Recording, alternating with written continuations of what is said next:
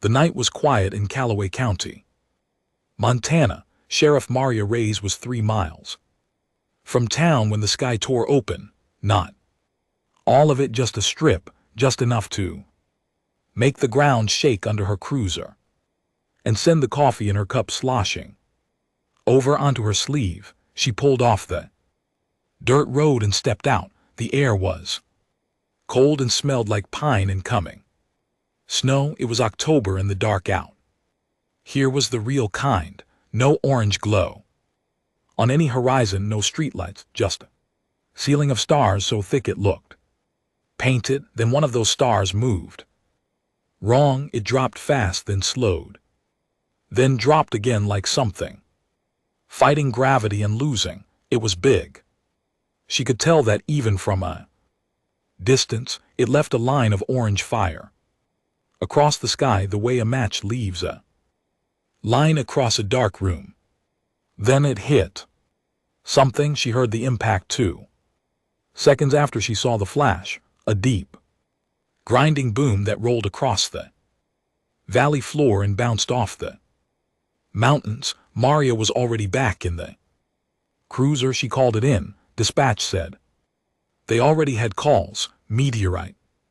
Probably someone from the county office would drive out in the morning. She said she was going now. Dispatch said it could wait. She was already driving. Crash site was in the north pasture of an old cattle ranch that hadn't run cattle in 4 years. The owner, Ben Hartley, had moved to Billings after his wife passed. The land just sat there. Empty grass, a dry creek bed, 3 dead fence lines, the ship.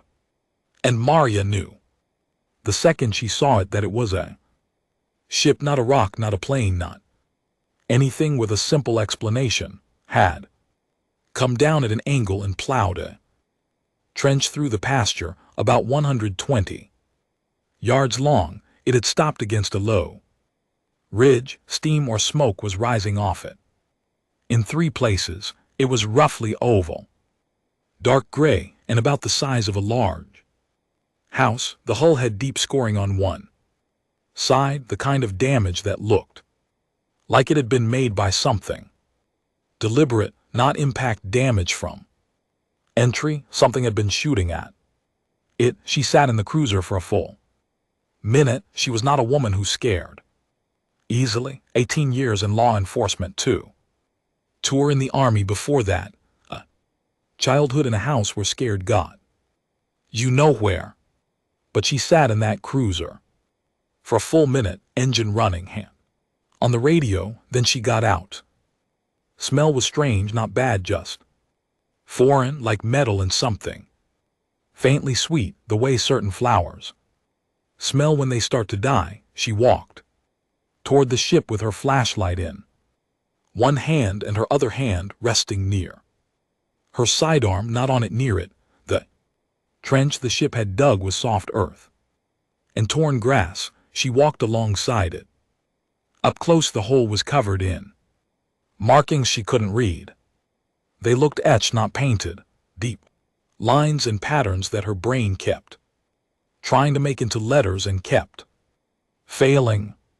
She heard a sound from the far side of the ship. She went still. It was a high, thin sound, like a child crying, but not quite like the idea of crying translated into a slightly different frequency. She went around the hull slowly. Her flashlight cut through the steam. There was an opening in the side of the ship, not a door, more like a section of hull that had been forced or broken outward, and on the ground in front of it there were shapes. She stopped. They were not human. The first thing she noticed was how many of them there were. She counted 7 near the opening, then saw more further back in the darkness. Some were lying flat, some were sitting up against the hull, some were moving, most were not. They were roughly the size of adult humans, but the similarities ended there. They were slender. Their limbs were long and slightly wrong in their proportions, like something that had evolved under different gravity, their skin or what she could see of it was a pale gray-blue, and it had a very faint texture to it, almost like the surface of a moth's wing. Their heads were large, oval-shaped, with two large dark eyes that caught her flashlight and reflected it back like a cat's. They had 4 fingers on each hand. Their mouths were small and set below the nose, which was 2 slits rather than a bridge and tip. They were staring at her. She was staring at them. One of them made a sound. It was not aggressive, it was terrified. It scrambled backward against the hull, and the movement set off several others, and suddenly there was a chaos of thin, high sounds and scrambling limbs. And 3 of the ones that could stand put themselves in front of the ones that couldn't. They were protecting their wounded. Maria kept her flashlight low. She raised her free hand, palm out, fingers spread. She had no idea if that meant anything to them. She kept it up. Anyway, she did not go closer. She stepped back 2 paces and sat down in the torn grass, cross-legged, flashlight pointed at the ground between them, not at them, at the ground. She put the radio on her knee and looked at them. And they looked at her, one of them the tallest, with a pale scar running along the side of its jaw, did not move. It watched her with those large dark eyes for a long time. Then it made a quiet sound to the others. They did not follow. Calm, but they stilled. The scrambling stopped. Maria spoke. She did not expect them to understand her. She spoke anyway, because silence felt worse. "I'm not going to hurt you," she said. "I'm Sheriff Maria Reyes. This is my county. You've come down in the north pasture of a ranch that nobody's using right now, which is probably the best luck you've had tonight. Nothing. You've got wounded," she said. "I can see that. I've got a first aid kit in the cruiser. I don't know if it'll do anything useful for you, but I've got one. I also have a radio, and I can get a doctor here in about 40 minutes if I call him now. His name is James. He's good. He'll help." Still nothing. She didn't know what she was expecting. A response she couldn't have. She sat and waited. The tall one with the scar looked at the others, then it looked back at her. Then very slowly it took 3 steps forward and stopped. It looked at her flashlight, then it looked at her hand, then it raised its own hand, 4 fingers spread, palm out. Maria let out a breath she hadn't known she was holding. "Okay," she said. "Okay, that works." She called James. Okay, for at 10 past midnight, he picked up on the second ring, because James always picked up on the second ring, had done it for 30 years, and showed no signs of stopping. "James," she said, "I need you to get in your truck, bring your full bag and as much spare medical supply as you can fit in the cab, and drive to the old Hartley Ranch North pasture." A pause. "Maria, it's midnight. I know. Is someone hurt?" Several summoned James. She paused. "I need you to stay calm when you get here." Another pause. Longer. "How calm do I need to be?" "Pretty calm. On a scale." James, just come. He came. In the 40 minutes it took James to arrive, Maria learned a few things. She learned there were not 7 of them. There were 47. Most were inside the ship. Some could not move. She could hear them through the broken hull. Those same high, thin sounds, some of them lower now, more labored, which she had started to read as pain. She learned that the tall one with the scar was some kind of leader, or at least the one they others looked to. When it moved, others watched it. When it made sounds, others quieted or responded. she started thinking of it as the commander because she needed to call it something, and that seemed to fit. She learned that the ship had not simply crashed by accident of engine failure. The scoring on the hull was weapons damage. Someone had been shooting at them before they hit Earth's atmosphere, and the shooting had done enough damage that they couldn't steer. They had not chosen to come here, they had fallen here. She learned this not through language they had none in common, but through the commander's gestures. It pointed at the damage on the hull, it pointed at the sky, it made a motion with its hand that she read somehow as pursued. Something chasing something. She nodded. It watched her nod. It made the sound she had started to think was confirmation. A short soft click at the back of the throat. They were running from something. Whatever had shot them was still out there. She thought about that while she waited for James. James Ackerfer was 58 years old and had practiced medicine in Callaway County. For 22 of those years, he had delivered babies in trucks, set broken bones, kitchens, once removed a fish hook from a man's eyebrow using tools he'd borrowed from the man's wife's sewing kit. He had seen things. He pulled up next to Maria's cruiser, got out with his bag and walked toward her. She watched his face when his flashlight found the commander and the others near the hull. He stopped. He stood still for 10 seconds. Then he said, "Maria, I know. Those are not James." He looked at her. She looked at him. "Several of them are hurt," she said. "I don't know how bad. I don't know what their biology is, but some of them are making sounds that I think mean pain. And they haven't moved in a while, and I'd rather have you here than not."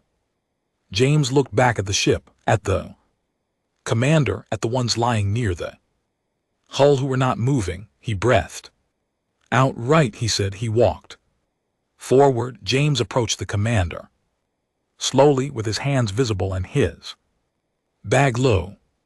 He stopped at the same distance Maria had stopped at. He crouched down so he was not standing over any of them, and he opened his bag on the ground, turned it toward them so they could see inside, not reaching in, just showing. The commander watched. James picked up a bandage roll, showed it, put it down, picked up a small flashlight, medical, the kind used to check eyes and throats, showed it, put it down. Then he waited. The commander turned and spoke to the others. 2 of them came forward, carefully supporting a third between them. The third was smaller, clearly younger, and there was a dark stain on its side that Maria did not need medical training to recognize. James worked for the next 3 hours. He could not know if anything he was doing was right. Their biology was alien. Their blood was dark and thin. Their skin under his hands was dry and very slightly warm, like paper left near a lamp. He cleaned the wounds he could clean. He applied pressure where pressure made sense. He wrapped what he could wrap. He could not know if they were allergic to anything he carried, so he used nothing chemical. No antiseptic, no painkiller, just physical intervention, bandages, splints made from tent poles he found in the back of his truck, pressure, warmth from the spare blankets Maria got from her cruiser. The injured ones were frightened of his hands, but they let him work. That was what stayed with Maria as she watched. They were terrified, and they let him work anyway, because they understood what he was trying to do. She got back on the radio. By 3:00 in the morning she had woken up Derek Morrison, who was ex-Army and currently ran the hardware store and was also the most competent person she knew In a crisis, she had woken up Father Amos at the Catholic Church on 5th Street, not because she needed religion, but because he had a large hall, a generator, and enough common sense to be trusted with what she was about to tell him. She had woken up Carol Briggs at the feed store, who had a flatbed truck and a tendency to remain very calm in situations that made other people fall apart. She had not called the state police. She had not called the federal government. She had not called anyone with the power to take the situation away from her before she understood what it was. She was a sheriff. This was her county, these people, and she had already started thinking of them as people because James had spent 3 hours working on their wounded with the same hands he used on human children, and they had let him, and that meant something. These people had come down in her county, in her pasture, on her watch. She would figure out what they needed. She would figure out what was coming for them, and then she would figure out what to do about it. The commander watched her make calls. It could not understand her words, but it watched her face and her hands and the way she moved, and after a while it made that soft clicking sound, the one she had come to read as confirmation, as yes, as I think I understand what you are doing, as I think I believe you. Maria nodded.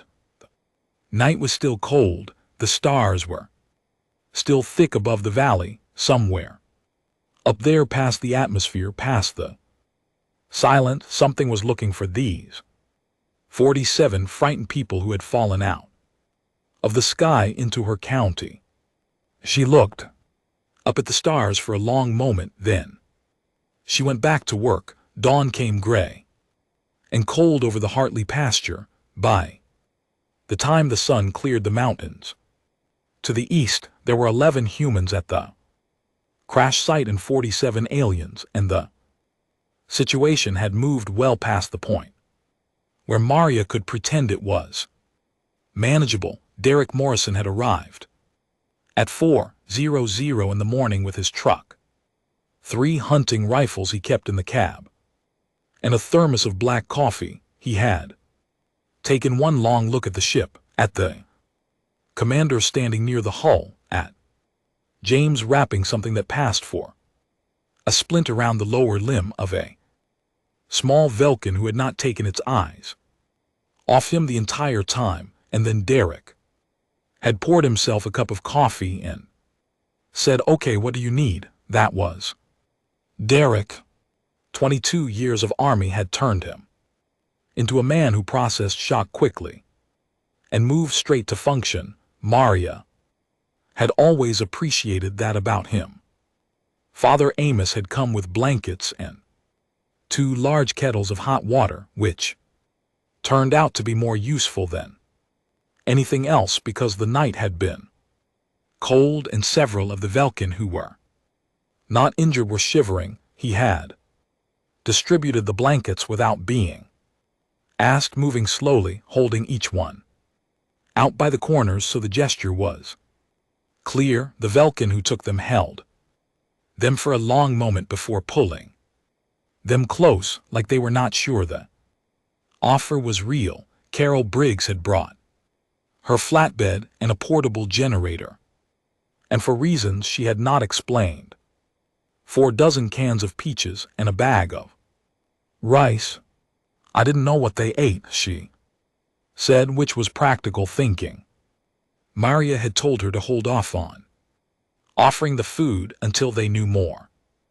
By 7:00 in the morning, the commander of the Velkin, the tall one with the scar that Maria still thought of simply as the commander, had found what they needed to start talking. It came from the ship, one of the younger Velkin, moving carefully around the others with a limp that spoke of something cracked or broken in the lower leg, had gone back inside and returned carrying a flat panel about the size of a laptop screen. It was dark when he brought it out. He handed it to the commander. The commander looked at it for a moment, touched something on its edge, and the panel lit up. Then the commander walked toward Maria. She held her ground.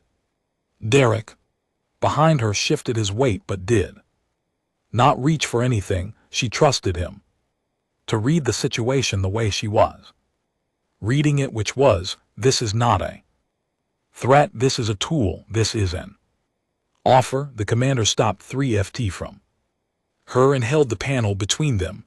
On its surface there were shapes, not letters, something else. Then the shapes shifted, rearranging, and she realized the panel was processing something, scanning her maybe, or analyzing the sound she and the others had made. Through the night, it cycled through configurations fast, and then it slowed. And then it stopped. On the panel, in letters she could read, were 2 words. Safe, please. Maria stared at those 2 words for a long moment. Then she looked up at the commander. Yes, she said. Safe, I promise. The panel did something with the sound of her voice, processed it, added it to whatever store of language it was building over the next 2 hours, in broken patches and with long pauses and a great deal of pointing and demonstrating. They began to talk. The commander's name was Veth. That was not the full name. The full name was a string of sounds the panel could not yet translate, but Veth was the part of it that the panel said could carry across. Veth accepted this translation with a small motion of its head that had begun to read like a nod. The Velkin, that was what they called themselves, and they panel gave that word clearly. We're not soldiers, they were not spies. They were families, Veth said through the slow and halting language the panel was building between them. Farmers, teachers, people who had fixed machines and grown food and taught children in a system of 3 planets that had been their home for longer than their history could record. The Dominion had arrived 8 years ago. The panel did not have a word for the Dominion yet. Veth used a gesture, a fist closing around nothing, and the panel showed an image, a series of angular ships in formation, dark, against a star field, moving towards something that could not run fast enough. 8 years of occupation, 8 years of what the panel called struggling for the word reduction. Their cities made smaller, their choices made fewer, their young taken for Dominion labor programs and not returned. The 47 on this ship were the last of a group of 300 who had tried to run. 2 other ships had made it to the navigation point. This one had not. A Dominion hunter ship had caught them at the edge of the system and opened fire. Their navigator had been killed. The ship's steering had been damaged. They had fallen into this solar system by accident, pulled by the gravity of the large gas planet that the humans called Jupiter, and then further pulled by the gravity of Earth, and they had come down here in this cold and dark field, having no idea of what they would find. Veth paused after this, then it said through the panel, what are Terrans? Maria looked at James. James looked at Derek. That's us, Maria said. Humans, we call ourselves humans. We call this planet Earth. Veth processed this. You are Terrans, it said again, as if confirming something. Your world is called Terra in Dominion records. What do the Dominion records say about us? Maria paused. The panel worked. Veth's large dark eyes moved across her face in a way she was starting to read.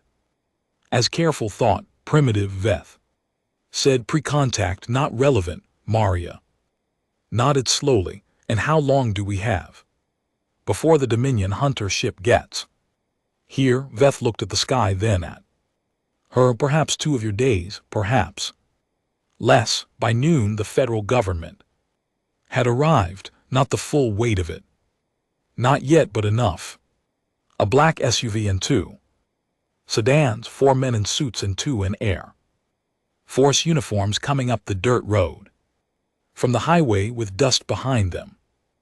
Maria had known this was coming. She had kept the sight quiet for as long as she could, but nothing that big falls out of the sky in the continental United States without someone with satellites noticing. The man in charge of the suits was named Hargrove. He was polite in the way that people are polite when they are deciding how much of a problem you are going to be. He looked at the ship. He looked at Veth and the Velkin gathered near the hull. He looked at James' makeshift medical setup and Derek leaning against his truck with his arms crossed, and Carol handing a blanket to one of the smaller Velkin who had come closer during the morning. Then he looked at Maria. Sheriff Reyes, he said, we're going to need to take over the management of this situation. No. Maria said, a pause. He had not expected that. Sheriff, they came down in my county, she said. They are my responsibility until I have a reason to believe otherwise. You can stay, you can observe, you can report back to whoever sent you, but you don't touch them and you don't move them and you don't make any decisions about what happens to them without going through me first. Hargrove looked at the Air Force officers. One of them had his hand near his radio. The other was watching the Velkin with an expression that was more curiosity than anything else, which Maria took as a good sign. Sheriff Reyes, Hargrove said carefully, you understand what this is? I understand exactly what this is, she said. 14-7 refugees who crash-landed in my county with wounded people in a ship that's been shot up. And they have about 48 hours before whoever shot them up gets here. So what I need from you is not a management takeover. What I need from you is a phone that reaches whoever in this government can make a military decision. Hargrove looked at her for a long moment. They're being pursued, he said. Yes, by what? By something that is significantly better armed than anything we currently have in orbit, she said. So I suggest we stop talking about who's in charge and start talking about what we're going to do. By mid-afternoon, the panel had enough of their language to carry a real conversation. Veth sat across from Maria and Hargrove and the Air Force colonel, whose name was Bradley. In the shadow of the ship's hull, James sat to Maria's left. Derek stood behind them with his arms crossed, not officially part of the meeting but not leaving either. Veth explained the Dominion in detail. It was large. It spanned 43 systems. It had been expanding for 300 years, absorbing worlds that could not resist and dismantling the cultures of the ones it absorbed. It was not interested in destruction for its own sake. It was interested in control and labor. Resources, the worlds it took still existed. The people on them still lived. They simply lived under Dominion terms. The hunter ship that had damaged Veth's vessel was a standard pursuit class, armed with weapons that outranged anything the panel's description suggested Earth currently had. If it entered Earth's orbit and found its target, it would demand the return of the Velcon's refugees. If the demand was refused, the panel was honest about what would follow. Bradley listened to all of this without expression. Then he said, "What do they know about Earth, about Us, per contact, Veth said, no space. Capacity, no military relevance. As. Pause, they will not expect. Resistance, Bradley looked at Maria. Maria looked at Bradley. Good, Bradley said. Hargrove shifted in his seat. Colonel, we cannot make military commitments against an alien civilization based on. They shot up a ship full of civilians, Bradley said. Not loudly, teachers and farmers. Shot up their ship and killed their navigator and chased them into a gravity. Well, he looked at Veth. How many of your people are on the other two ships? The ones that made it. Veth's expression, and they were beginning to read expression slowly, was one that Maria thought meant grief. Many, many. Hundreds, so this isn't the only group running. No, Bradley nodded. Then this is the first time they Dominion has run into us. He looked at Maria. Sheriff, I'd like to use your county for a few days. Be guest, she said. Veth found Maria at dusk. She was sitting on the running board of Derek's truck eating a sandwich that Carol had brought out from town. The sky to the west was orange and purple, the mountains black against it. The Velcorn had moved more of their wounded outside into the air, which seemed to help them. The shivering had mostly stopped. 3 of the smaller ones, children Maria had decided, though she was not certain, were sitting near the generator's warmth, with blankets pulled tight watching. Carol arranged cans of food with expressions of intense focus. Veth sat beside her. It was the first time it had simply sat near her without the panel between them. It set the panel on its knee but did not activate it for a long moment. Then it did. I do not understand, Veth said. What part? You. A pause. The panel worked. You did not know us. We fell from your sky, and you did not know us, and we were frightening to you. I saw it. I saw that we were frightening. You were, Maria agreed, and still you sat down. She took a bite of her sandwich. Thought about it. You had wounded people. What was I supposed to do? Veth was quiet for a moment. Other civilization, when Dominion ships first come, they close their doors. They send the strangers away. They do not want the trouble of someone else's war. Some humans would do that too, Maria said. Honestly, but not you, not today. She looked at the orange sky. Where I come from, we have a thing we say, something about how you treat strangers, how you treat people who have nothing to offer you. We say it tells you who you are. Veth considered this. The panel translated processed was quiet. The Dominion does not say this, Veth said. No, Maria said. I didn't think they did. The sky darkened. The stars came out one by one, the same stars they always were, looking exactly the same as they had last night before any of this. Somewhere beyond them, something was moving toward this valley. Veth looked up. They will come, it said, even if we are not here. Now that they know a pre-contact world sheltered us, they will come. It will make an example. Let them come, Maria said. Veth turned its head. Those large dark eyes caught the last of the light.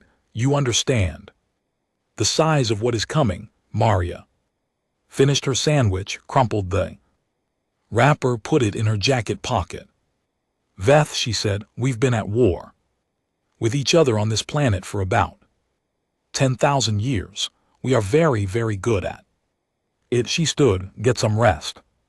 Tomorrow's going to be a long day. She walked back toward the lights of the camp. Veth sat alone for a moment in the dark, looking at the stars. Then it made the soft clicking sound, the one that meant yes, the one that meant I believe you. It pulled the blanket tighter and Watch the humans work, the signal came.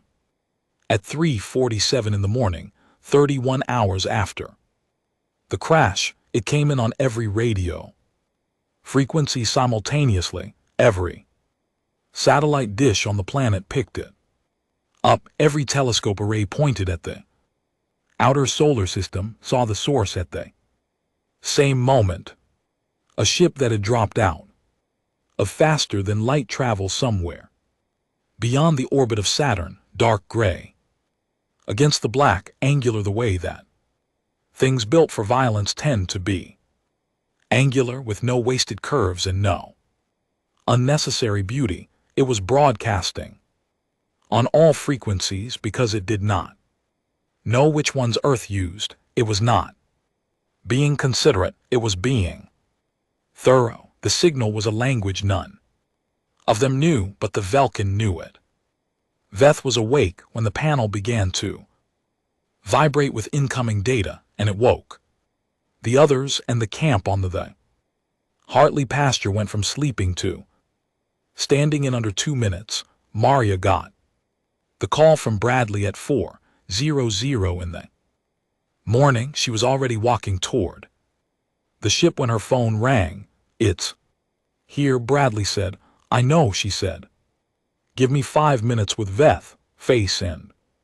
Maria could read it now, better than she could have imagined 48 hours ago. Was not afraid, it was something else. Something she might have called resigned, except that resigned suggested giving up, and Veth's jaw was set in a way that looked like it was carrying something very heavy without bending. The panel translated the signal. It was from a ship called in their language, something the panel rendered as relentless correction. The commander of the relentless correction was addressing the inhabitants of the third planet from this star. It knew the refugees had come down here.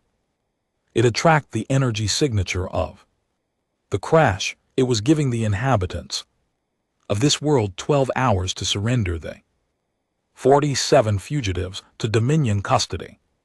Failure to comply would result in a demonstration of force against one of the planet's population centers, chosen at the Dominion commander's discretion. After the demonstration, the offer would be extended again, another 12 hours. Another chance to comply. It expected compliance. Pre-contact worlds in the Dominion's experience always complied. They had no choice. The math was too simple and the firepower was too large. Maria read the translation twice. Then she looked at Veth. "What's a demonstration of force?" Veth was quiet. "For a moment, 1 city," it said. Enough to make the number understood. The camp was very still around them. "How many people in 1 city?" Derek said from behind Maria's shoulder. It was not quite a question. Veth did not answer that. The number was too large to be useful. "Okay," Maria said. She looked at Bradley. "Get me Washington." She did not actually speak to Washington. Washington was busy speaking to itself. What she got over the next 4 hours was a feed of information from Bradley's communication channels as the world absorbed what was happening. The signal had gone out on every frequency. Every government on the planet had heard it. The translation had been done within the hour. The Vulcan had helped Veth, working with 3 linguists over a conference call that was equal parts urgent and surreal. The United Nations had convened an emergency session at 6:00 in the morning New York time. It was not a calm session. There were arguments. There were loud arguments. There were representatives who stood at the podium and said, in careful diplomatic language, that the lives of 47 aliens could not reasonably be weighed against the safety of billions of humans on a planet that had not asked To be involved in this, they said it. With sadness, they said it was. Mathematics, not cruelty. They said the only rational response was surrender. There were other representatives who said nothing but sat and listened and wrote things down. And there were others who said that the logic of surrender assumed the dominion would stop at one demand, that giving up. 47 people today was teaching a lesson about what happened when you pointed a large weapon at the third planet from this star, that the lesson being taught mattered as much as the outcome of today. The session went 3 hours without resolution. Bradley kept Maria informed. She sat in the camp and listened and watched Veth, who had gathered the other Velkin and was speaking to them in low sounds. Several of them looked at her as Veth spoke. She did not know what it was saying. She watched their faces instead. The younger ones, the ones she had decided were children, were close together near the warmth of the generator. One of them had its small, four-fingered hand wrapped around Carol Briggs's fingers. Carol had sat down next to it an hour ago to offer warmth, and had not moved since. The math was not simple. The math was not simple at all. At 9:00 in the morning, Veth came to Maria. It had the panel. It had clearly been thinking about what to say for a long time, because when it spoke, the words were careful in a way that earlier conversations had not been. We would like to surrender, Veth said. Maria looked at it. No, we do not wish. The panel worked. We do not wish to be the cause of harm to your people, to your cities, your children. It's dark. Eyes moved to Carol and the young Velkin, still holding her hand. We understand.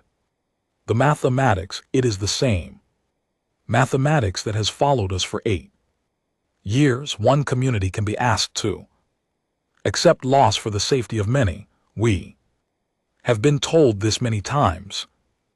Pause. We understand this argument. I know you do, Maria said. The answer is still no, Sheriff Ray's, Veth's voice through the panel was steady, but something underneath it was not. You do not owe us. You're right, Maria said. We don't owe you anything. We met 3 days ago. You fell out of the sky into a cow pasture. We had no reason to help you. And we did. And now that there's a cost, you want to protect us from it. She looked at Veth directly. I understand that. I respect it. The answer is no. Veth stood very still. Why? It said. Maria thought about it honestly. She had been thinking about it all morning. Because the first time you give someone up to save yourself, she said, you tell everyone watching what you're worth. You tell the people who came after you what the right play is, and you tell yourself something about who you are that you can't untell. She glanced up at the gray Montana sky. We've had enough of that lesson on this planet. We know where it ends. The panel was quiet for a moment. After it translated, then Veth said something the panel did not translate. Immediately, it cycled through the sounds, tried several outputs, settled on one. In our language, Veth said slowly, there is a word for a thing that should not exist, a thing that is too costly to be real, too much to hope for.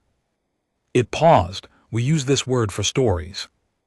Old stories about someone who helped when helping was not the rational choice. Maria waited. I did not think the word described a real thing, Veth said. At 11:00 in the morning, the President of the United States went on live broadcast. She was a small woman who wore her authority like a coat she had owned for a long time and was not impressed by any more. She stood at a podium with a seal behind her and spoke for 7 minutes. She said that Earth had received the Dominion's demand, she said. It had been heard and understood, she said that the 47 Vulcan refugees who had crash-landed in Montana were under the protection of the United States and, as of 90 minutes ago, under the formal protection of 63 other nations who had signed an emergency joint declaration. Before the session ended, she said the refugees would not be surrendered, she said that they was welcome to reconsider its position. She said this with the tone of someone reading a grocery list. Maria watched the broadcast on Bradley's tablet. Behind her she could hear James translating for Veth and the others. She heard the moment the meaning came through, a long collective silence, and then that soft clicking sound from multiple throats at once, more of it than she had ever heard, layered and overlapping like something that meant more than yes, like something that meant we did not know this was possible. The military had been building for 2 days. It had been quiet about it, the way military movements are quiet when they are serious. Aircraft had been repositioned, naval assets had changed course in 3 oceans. Underground facilities that were not officially acknowledged had been opened and staffed. Phone calls had been made between capitals in languages other than English, brief and coded and understood. Colonel Bradley walked Maria through what they had. It was not enough, he said this clearly, without trying to soften it. What Earth had in orbit was not designed for a fight against something that had crossed star systems. What they had in terms of firepower was built for a planet that fought itself, which meant it was pointed inward and downward, not outward. But Bradley had spent his career thinking about the word. But the Dominion ship was one vessel, one Hunter-class pursuit ship that had been chasing 47 unarmed refugees and expected to find a pre-contact world with no space capability and no will to resist. Its crew had not prepared for a fight. They had prepared for a collection that mattered, they think.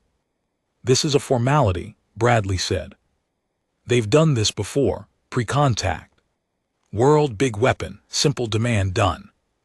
In a day. He looked at the tracking data on his screen, the moving dot that was the relentless correction drifting in from the outer system. They've never met us. What do we have? Maria asked. Nuclear capability in orbit within 6 hours if the order goes through. Conventional military satellites with kinetic weapons. The Vulcan ship, Veth, says it's damaged, but 2 of its weapon systems are still functional. That's more than we were working with yesterday, and if they hit a city. Anyway, Bradley was quiet for a moment. Then we hit back, he said, and they learned that hitting us costs more than it gains them. He paused. That's the bet, Sheriff, that's the whole bet, that the cost. They didn't plan for changes there. Math. Maria thought about the representatives at the UN who had talked about mathematics. She thought about Veth saying the same word, mathematics, like it was a cage. Brief Veth on what we have, she said, full transparency. They've been fighting this longer than us. Maybe they know something we don't. The Dominion's 12-hour deadline expired. At 3:47 in the afternoon, nothing happened immediately. The relentless correction held its position in the outer system and broadcast again the same message, extended by 6 hours. Courtesy, perhaps an assumption that the first deadline had not been taken seriously enough. The camp on the Hartley pasture was quiet in the way that things are quiet. Before something loud, Veth stood next To Maria at the edge of the trench, the ship had made 3 days ago. The sun was getting low. The mountains were turning purple. It was very beautiful in the way that places are sometimes beautiful when you are aware you might not see them again. My people have a saying, Veth said. Through the panel, when something is already lost, you grieve it and you let go. You do not spend the lives of others on a hope. It paused. We said this to ourselves for 8 years. We said, do not spend more lives, accept what is. Survive. Maria waited. I think Veth said carefully that we were wrong.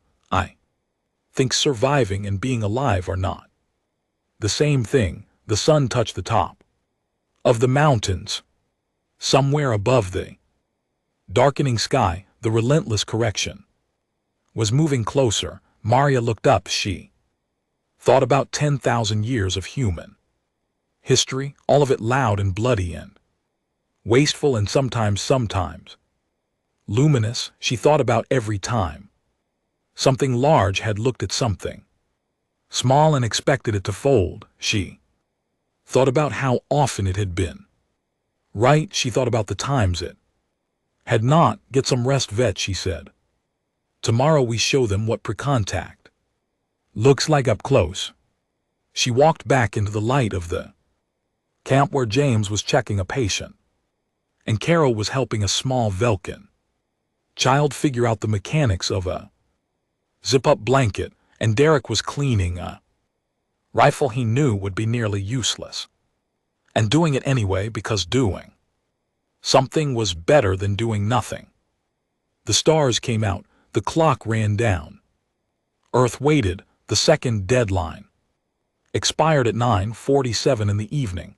This time, the relentless correction did not extend it. It moved. Bradley's tracking station picked it up 12 minutes later. The ship dropping from the outer system toward the inner planets at a speed that made the room go quiet. It was not a fast approach. It was deliberate, measured, the speed of something that expected no resistance and therefore saw no reason to hurry. Bradley made 3 calls in 4 minutes. The third one came back with a single word: authorized. He walked out to the camp where Maria was standing with Vet and 2 of the Velkin engineers who had been working on the ship's remaining weapon systems for the past 18 hours. The systems were not built for ground-to-space targeting.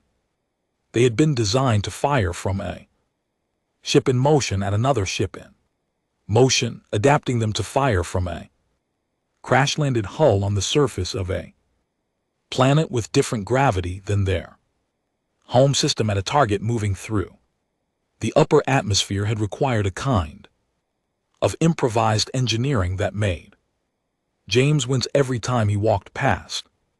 It worked. Vet's engineers said it worked. Maria had decided to believe them. They're coming, Bradley said. Vet's eyes moved to the sky. How long? At this speed, 4 hours to optimal firing range. Less if they accelerate. Vet turned to the 2 engineers and spoke. They went back inside the ship. How long until your weapons are warm? Maria asked. They are warm now, Vet said. They have been warm for 6 hours. Maria looked at Bradley. Bradley almost smiled. Good, he said. At 2:00 in the morning, the relentless correction entered the inner solar system and broadcast again. The message was different this time, shorter. The translation came back in under a minute. Because the panel had been fully calibrated for 30 hours, it said, final warning, surrender the fugitives within 1 hour or the demonstration begins. The pre-contact world is advised not to attempt interference. Interference will be treated as aggression and the response will be proportionate. Maria read it. Then she looked at Veth. Proportionate, Veth said quietly. That is a Dominion word. It means you cannot imagine the scale of what we can do, so anything we do is proportionate to your failure to comply, right? Maria said, Bradley, tell them no. Bradley picked up the radio. The message that went back was short, composed by Maria and Bradley together. Translate into the Dominion's frequency by the panel. It said, the request is denied. The individuals you are seeking are under the protection of Earth. Remove your vessel from this solar system. Long silence, then through the panel a single response: initiating demonstration. The strike was not aimed at a large city. It was aimed at a medium-sized coastal city on the eastern seaboard with a population of about 800,000 people. The Dominion commander had chosen it the way you choose a page in a book to demonstrate what fire does to paper. It was not personal, it was illustrative. The strike package left the relentless correction at 2:34 in the morning. It hit the first layer of Earth's orbital defense network at 2:41.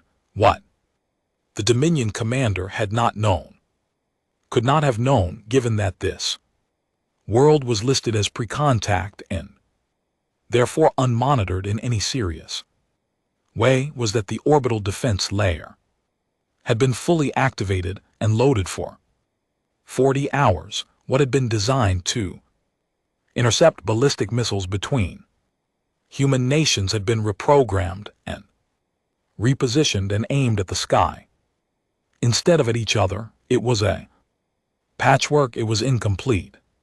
It had large gaps and significant limitations, and the engineers who had built it had designed it for a completely different threat. It intercepted 61% of the incoming strike package. 61% was not a complete defense, but the remaining 39% hit ocean. The city shook, windows broke. Across the waterfront, a section of harbor was destroyed. No one in the city died. It took the Dominion commander 40 seconds to understand what had happened. No pre-contact world had ever intercepted anything. The doctrine did not have a response for this. The manual did not have a page for this. The Dominion commander did what all commanders do when the plan stops working. He improvised. The second strike was aimed at the crash site. Maria heard the targeting alert from Bradley's console at 2:49. She was already moving. She grabbed Veth by the arm, the first time she had touched any of them directly, and Veth did not flinch, and pulled it toward the reinforced shelter they had dug into the ridge 3 days ago. Now, she said, not to Veth, but to the radio in her other hand. Veth, tell your people now. Veth was already calling out. The Velkin who were outside moved fast, faster than she expected, considering how many of them were still injured. They moved the way people move when they have been running from something for 8 years, and fear has become muscle memory. The 2 engineers inside the ship did not come out. They stayed at their stations.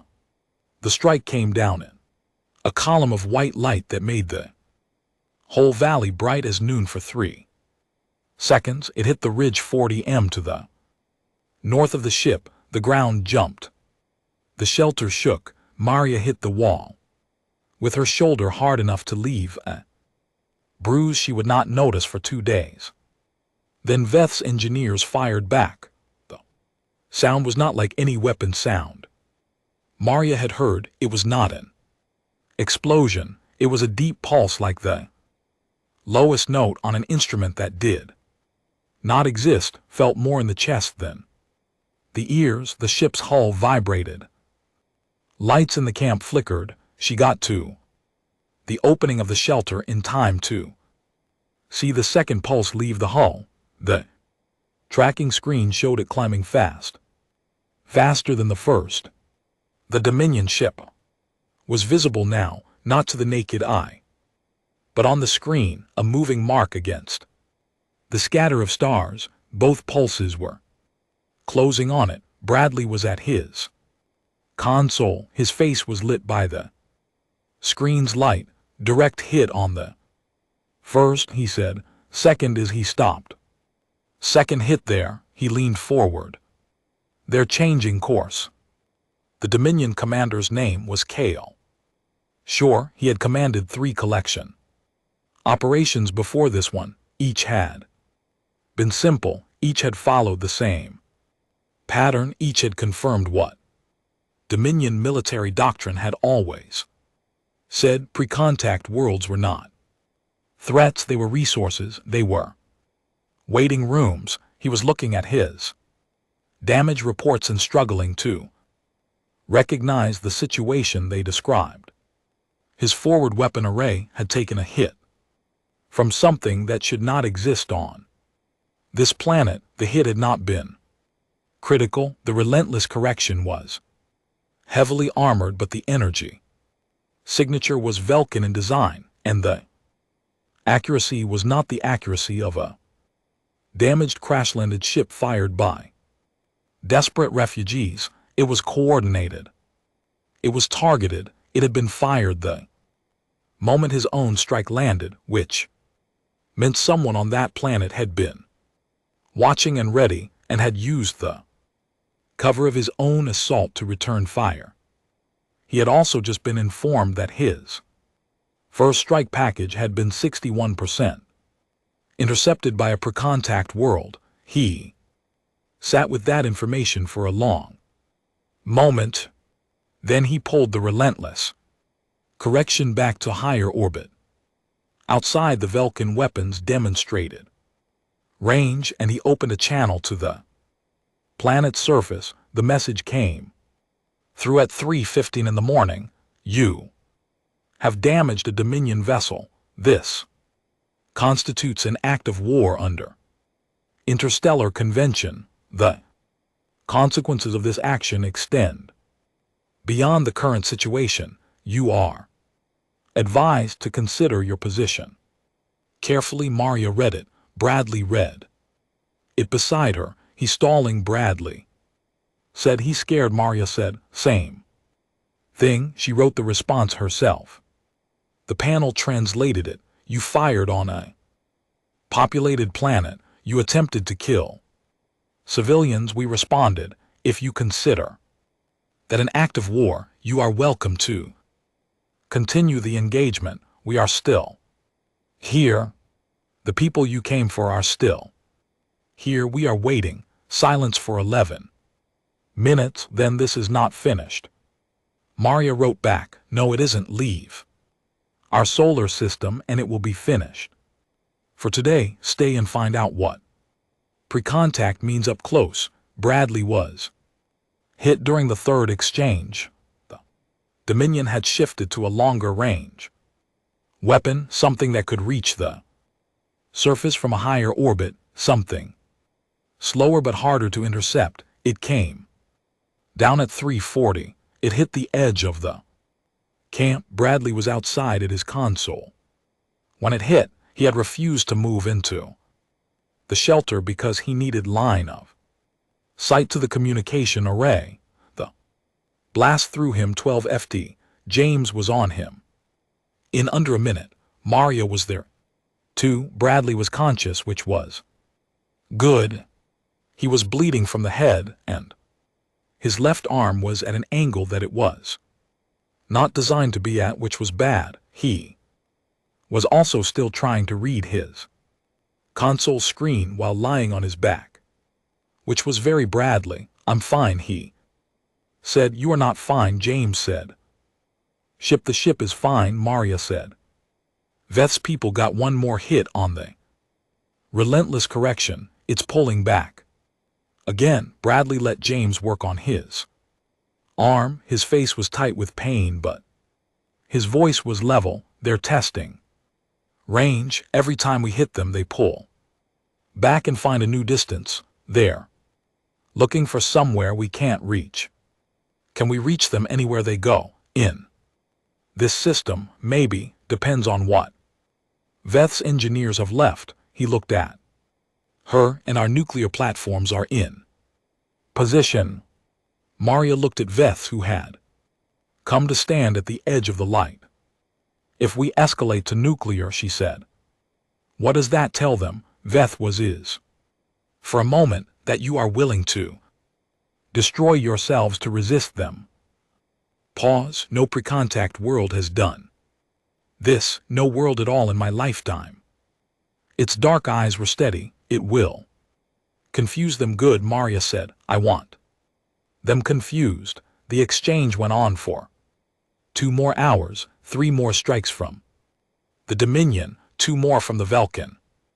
Weapons 1, a kinetic response from the human orbital platforms that tracked the relentless correction to its new position and hit its engine array on the 3rd attempt, which Earth's tracking stations described as a minor impact and which Kaelsher's damage report described as a significant systems disruption. One of Veth's engineers died.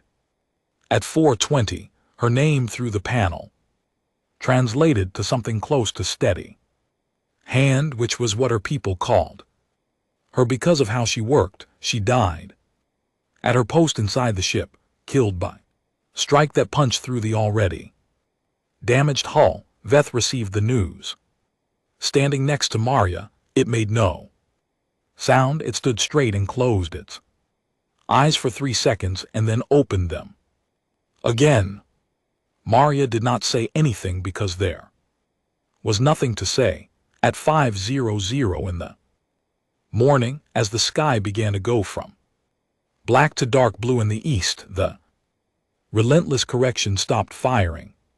It held position at the outer edge of the system, damaged but not destroyed.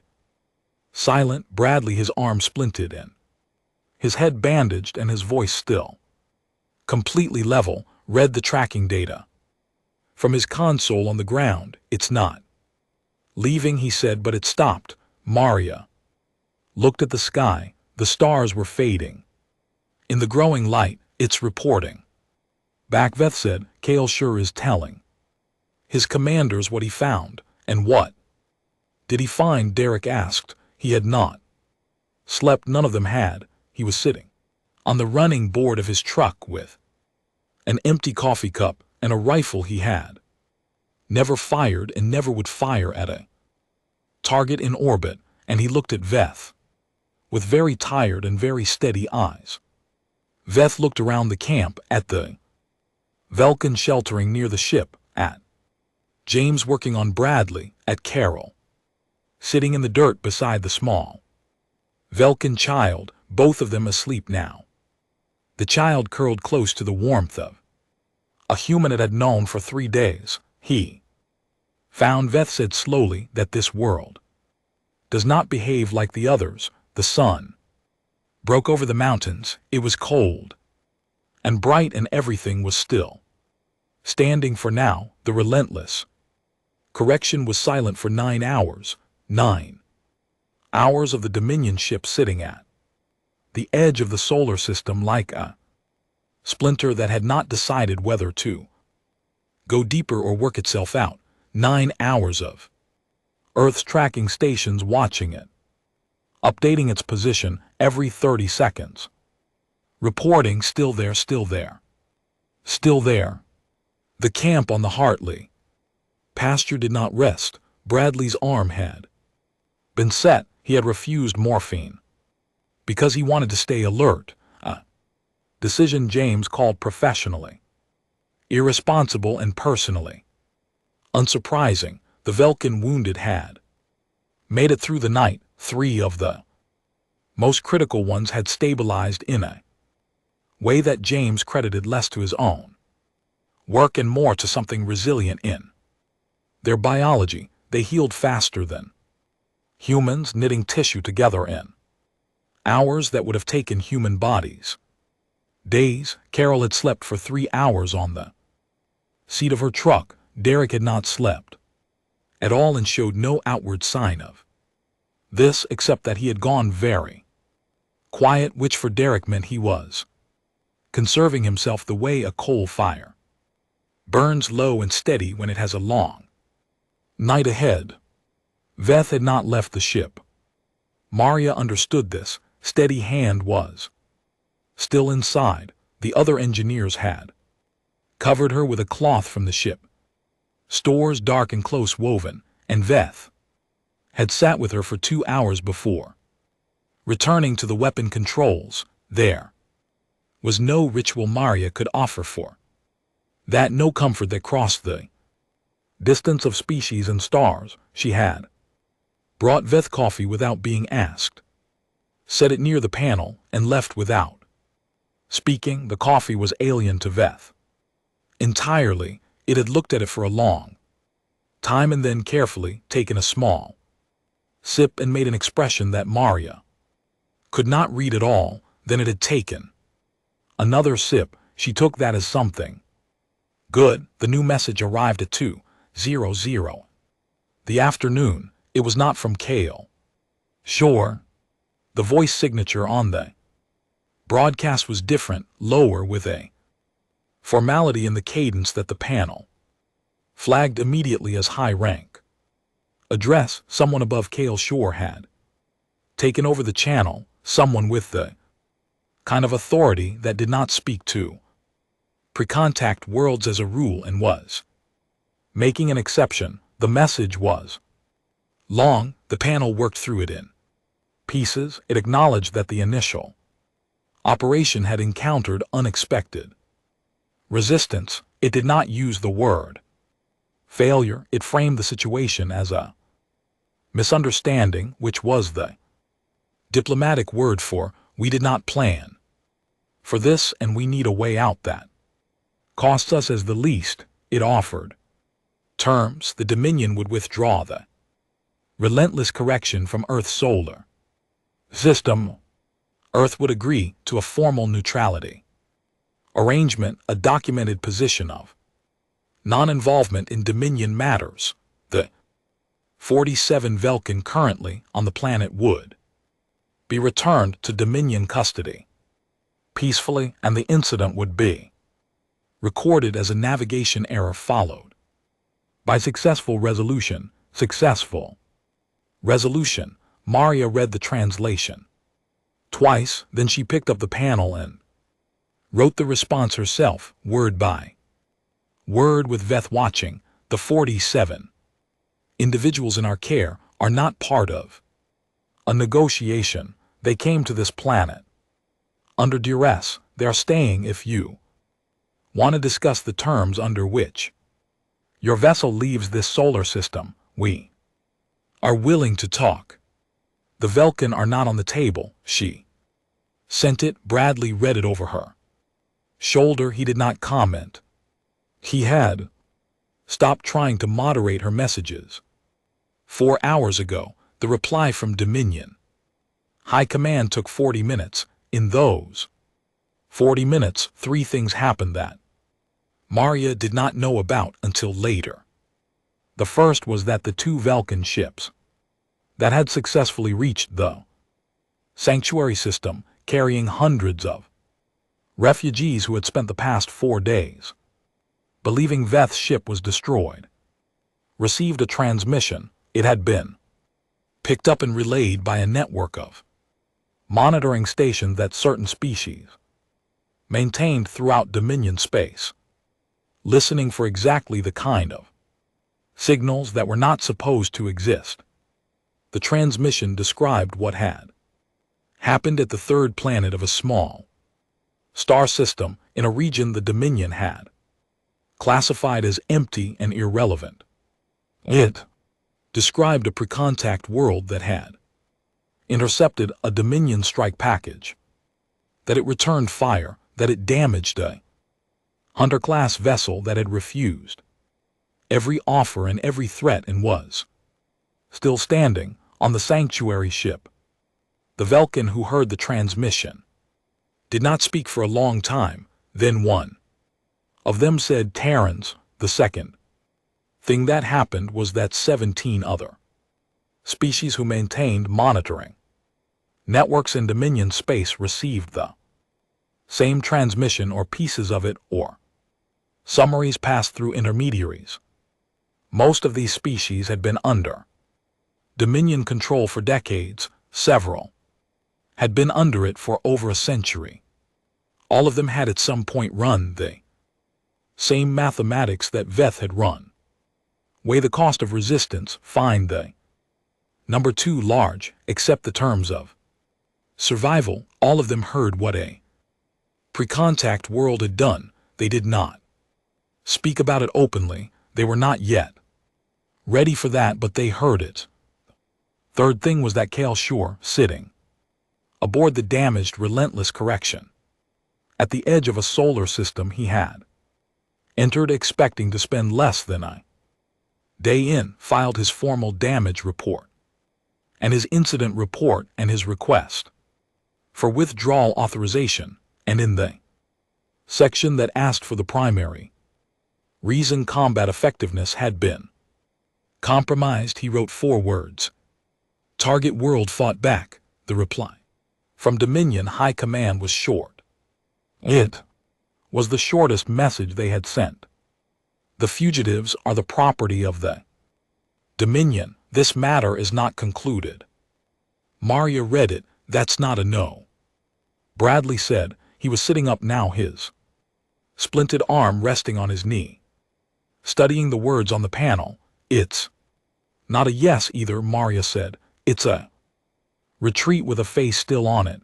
Veth came to stand beside her. It had read the message, they will not come back today, it said. Not with this ship. Not with this crew. A pause, but they will record what happened here. They will plan. When they come back it will be with more. I know, Maria said. This is not finished, Veth said. It was not a question, it was the same phrase the Dominion had used, reflected back without accusation, just honesty. No, Maria agreed. But we've got time now, time to prepare, time to talk to the rest of the galaxy. She looked at Veth. There are others out there who have been under the Dominion's thumb for a long time, people who ran the same math you ran.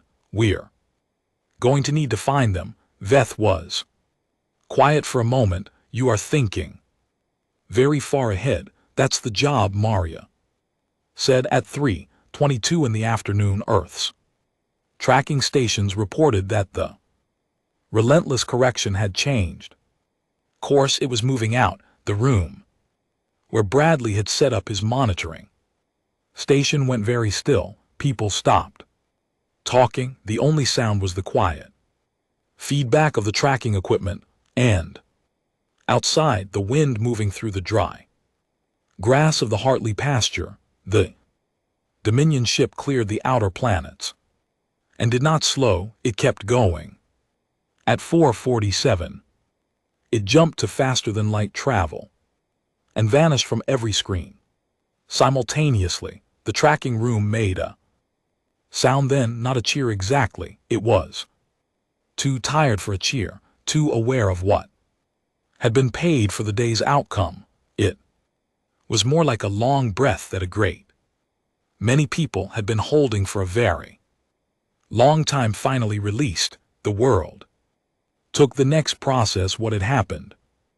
It was not a clean process. Nothing about it was simple. The news was everywhere, and the conversations it generated were loud and sometimes frightened and sometimes proud and sometimes all three at once. People argued about what the Dominion's withdrawal meant, about whether it was permanent, about what Earth had committed itself to by refusing to hand over the refugees, about what was coming next.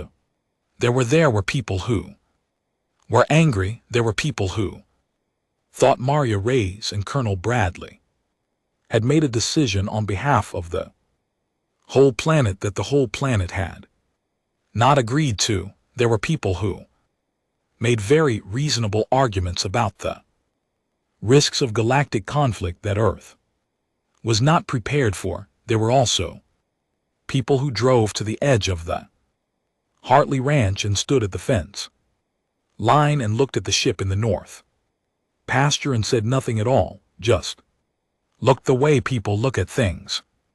They do not have words for yet. The 47 Velcons were moved to a more permanent facility after the first week. Not a prison, not a detention center. Something that had been a research campus and was large and warm and had enough space for people who were used to open air. James went with them, so did Carol, who had decided with the calm certainty she applied to everything that she was needed there and that the feed store could run itself for a while. Derek went back to the hardware store. He did not talk about what had happened. When customers asked him, and they all asked him, he said it had been a situation that needed handling and they had handled it. Then he changed the subject. This was also very Derek. Veth came to find Maria on the last night. Before the move, they sat outside in the dark on the running board of Derek's truck, which had become, through some unspoken agreement, their place for the conversations that mattered. The camp was quiet. Most of the Velcons were inside. The ship's hull was cold. Now, the power systems had been shut down to conserve what was left of them.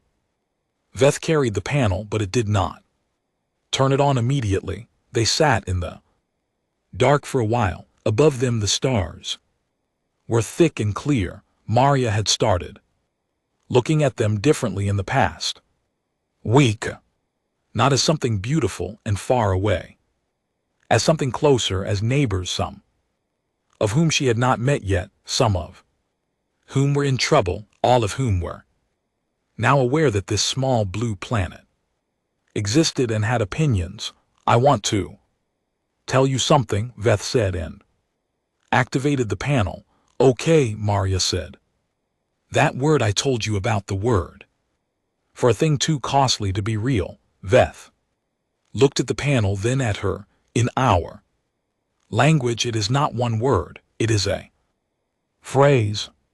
It means, when you translate it very exactly, the kindness that should not exist but does anyway. A pause. We use it for old stories, myths, things that are told to children so they do not lose hope entirely. Maria listened. We have been telling this story for 4 days, Veth said. Our people on the other ships heard what you did. There are others. I have received messages through the network, others who lived under the Dominion for a long time, who stopped hoping. Its voice through the panel was steady, but underneath it something was not. They are telling this story now. What happened here, what you did. Maria looked at the stars. We didn't do anything special, she said. You sat down, Veth said. She looked at it in the dark with your hand open. When we were frightening, and you did not know us. Veth's large dark eyes reflected the starlight. That was the beginning of everything. Maria did not have an answer for that. She sat with it. After a while she said, what happens to your people, the ones on the sanctuary ships? They are safe for now. The sanctuary system is outside Dominion reach. A pause. But it is small. It cannot hold everyone forever. There are still many of our people on our home worlds living under the occupation. Veth looked at its hands. They cannot all run. Then maybe we don't make them run, Maria said. Veth looked at her. You said this isn't finished, she said. You're right, it isn't. The Dominion left because the math stopped working for them. We changed the math enough times. The math changes permanently. She leaned back against the truck. We've been doing that to each other on this planet for 10,000 years. Turns out we're pretty good at it. Long quiet, then Veth said through the panel carefully, in our language, when someone does a thing worthy of remembering, you do not simply thank them, you give them a word, a sound that carries the weight of what they did, so it is not forgotten. You don't have to. Your name, Veth said, is now also Velshire and Kath. The panel worked on. It cycled through approximations. Settled, the one who sat down, Maria, looked at the stars for a long moment. That's a good name, she said. 3 weeks after the crash, the Velcon ship was still in the north pasture of the Hartley Ranch because moving it turned out to be a larger engineering problem than anyone had planned for, and the government agency tasked with solving that problem was currently in its 4th week of meetings about jurisdiction. The trench the ship had made was still visible from the dirt road. A girl from town had put a hand-painted sign on the fence post at the road's edge. It was not official. Nobody had authorized it. It had gone up one morning and nobody had taken it down. It said in large red letters on a piece of plywood, they asked for help. We said yes. Below that in smaller letters someone had added with a different color paint, that's what we. Maria drove past it every morning.